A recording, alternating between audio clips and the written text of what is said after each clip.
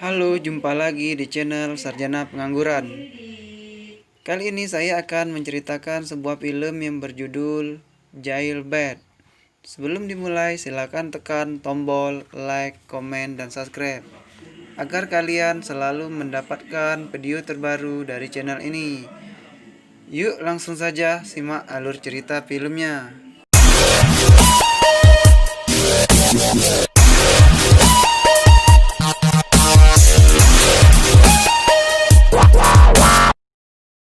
Cerita diawali dengan memperlihatkan seorang wanita bernama Anna Nix yang sedang bermain selo. Tak lama, Anna dihampiri oleh ayah tirinya yang sedang dipengaruhi minuman beralkohol. Di sini diperlihatkan bejatnya seorang bapak yang memaksa anaknya untuk melakukan mantap-mantap. Tanpa sengaja Anna menendang sang bapak sampai terpental dan tertusuk oleh benda tajam, hingga pada akhirnya sang ayah tewas. Di persidangan tak ada satu orang pun yang percaya dengan Anna, dan bahkan ibu kandungnya sendiri pun malah membela sang ayah dan mengatakan bahwa ayahnya adalah orang yang baik. Pada akhirnya Anna divonis 4 tahun penjara. Kemudian Anna langsung dibawa ke penjara gadis seusianya. Di sana Anna langsung diberi arahan oleh kepala sipir yang bernama Frank. Anna langsung dibawa ke selnya dan di sana Anna satu sel dengan seorang wanita bernama Jenny. Jenny merupakan seorang yang pendiam dan juga gemar membaca buku. Kemudian mereka pun bergegas tidur. Saat sedang tidur, Jenny melakukan senam 2 jari sambil menatap wajah Anna.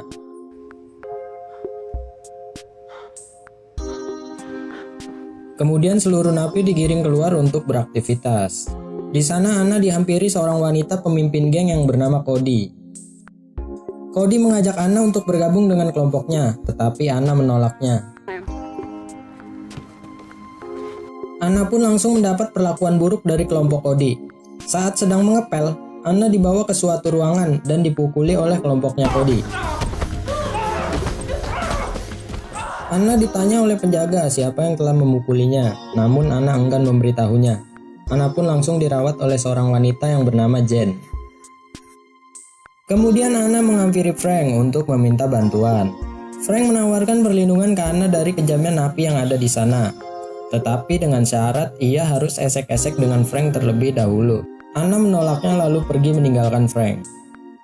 Di sel, Jenny mencoba untuk menenangkan Anna, dan tanpa sadar Anna diajak perang tanpa pedang oleh Jenny.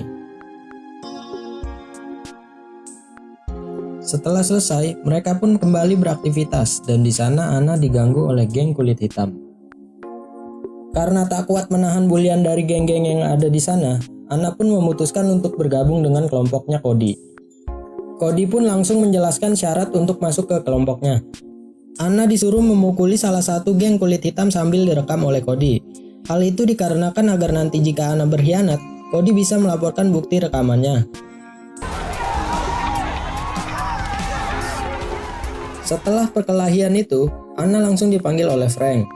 Ya kalian tahu sendirilah cuy, kalau udah berhadapan dengan om-om kadal bintit ini, ujung-ujungnya berbau pergenjotan. Frank menawarkan kepada Anna ia harus melayaninya atau dia akan dikurung selama 1 bulan di sel yang gelap. Dengan berat hati, Anna pun terpaksa harus melayani Frank.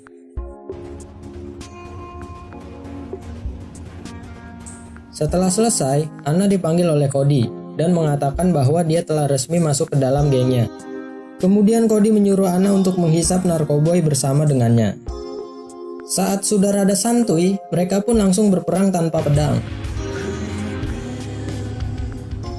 Adegan berpindah di mana Anna mendapat kunjungan dari ibunya. Anna pun menceritakan hal-hal buruk yang pernah ayahnya lakukan. Namun percuma, ibunya selalu berpikir bahwa ayahnya adalah orang yang baik. Scene berpindah, Anna yang sedang mengobrol bersama Cody, tiba-tiba saja ia dihampiri geng kulit hitam. Anna pun langsung memukulnya dan terjadi baku hantam antara kedua geng. Setelah perkelahian itu, ya kalian tahu sendirilah kalau Anna membuat masalah selalu berujung dipanggil oleh om-om kadal bintit ini. Seperti biasa Frank memberikan penawaran bejat kepada Anna. Tapi kali ini beda cuy, Anna disuruh menghisap narkoboy dulu biar rada santuy genjotnya.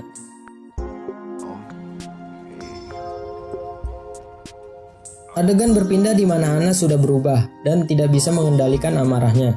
Hal itu dikarenakan genjotan-genjotan yang menimpanya setiap waktu dan juga obat-obatan yang terus dia konsumsi.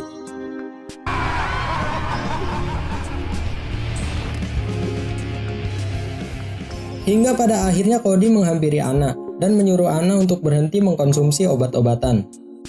Kemudian Anna yang sudah depresi mencoba untuk bunuh diri, namun rencananya berhasil digagalkan oleh salah satu penjaga di sana.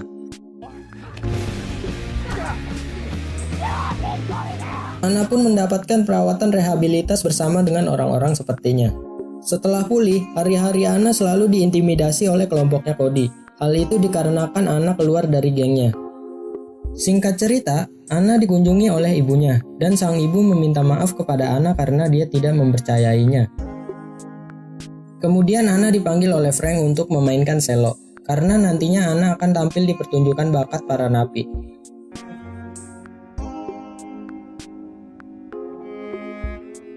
Anna yang sudah muak dengan kelakuan Frank, ia mencoba meminta bantuan kepada Jen untuk melaporkannya. Namun sayangnya rencana Anna diketahui oleh Frank melalui CCTV. Frank pun langsung menyuruh seorang napi untuk membunuh Jen.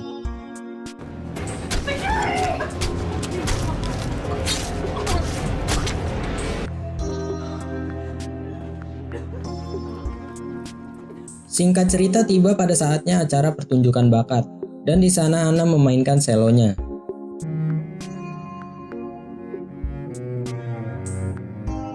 Setelah acara selesai, Frank menghampiri Anna dan mengiming-imingi kebebasan dengan syarat Anna harus digenjot terlebih dahulu.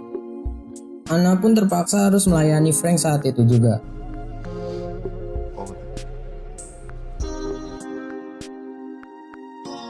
Setelah itu, Anna menemui Cody untuk bekerja sama menghancurkan Frank. Anna pun meminjam HP kepada Cody agar nanti saat dia sedang mantap-mantap dengan Frank, ia secara diam-diam akan merekamnya. Mendengar hal itu, Cody pun setuju untuk bekerja sama dengan Anna. Tibalah saatnya di mana Anna dipanggil oleh Frank untuk berkaraokean ria. Anna pun secara diam-diam merekam kejadian saat ia berkaraoke.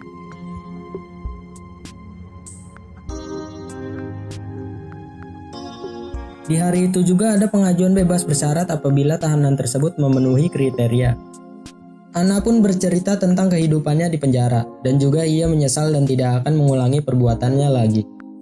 Pada saat Frank berbicara, ia tidak membela Anna dan juga berbicara buruk tentang Anna.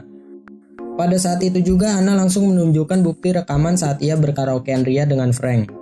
Frank pun langsung ditangkap dan Anna akhirnya dibebaskan.